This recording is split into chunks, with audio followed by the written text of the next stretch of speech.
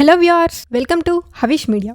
అదేంటో గాని దక్షిణాదిలో సాధారణ జబ్బులే కాకుండా కరోనా, ఆఫ్రికన్ స్వైన్ ఫీవర్, మెదడును తినేసే అమీబా లాంటి జబ్బులన్నీ ఎక్కువగా కేరళ రాష్ట్రాన్ని ముందుగా టచ్ చేస్తూ ఉంటాయి. ఆ తరువాత ఇతర రాష్ట్రాల్లోకి చొరపడుతూ ఉంటాయి. తాజాగా బ్రెయిన్ ఈటింగ్ అమీబా అనే ఓ డేంజరస్ డిసీజ్ ఇప్పుడు కేరళ రాష్ట్రాన్ని ఓ కుదుపు కుదుపుతోంది.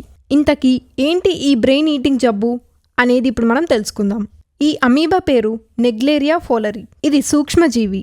మైక్రోస్కోప్తో మాత్రమే దీన్ని చూడగలము. వెచ్చటి నీరు ఉండే సరస్సులు, నదులు, నీటి కొలనులు, కాలువల్లో ఉంటుంది. ఈ అమీబా ఇన్ఫెక్షన్ అత్యంత ప్రమాదకరమైంది.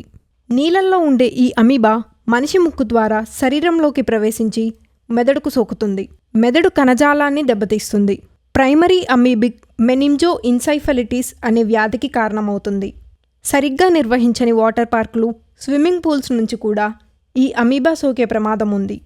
నెగ్లేరియా ఫోలరి వెచ్చటి నీటిలో లేదా బురదలో ఉంటుంది.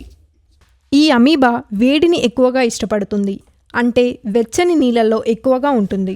46 degrees సెల్సియస్ వరకు ఉన్న ఉష్ణోగ్రతల్లో ఇది బాగా వృద్ధి చెందుతుంది.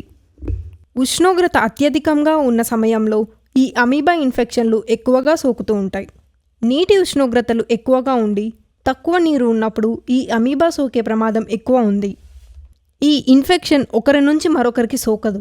ఈ అమీబా సోకితే మెదడు ఉబ్బిపోయి మనిషి చనిపోతాడు.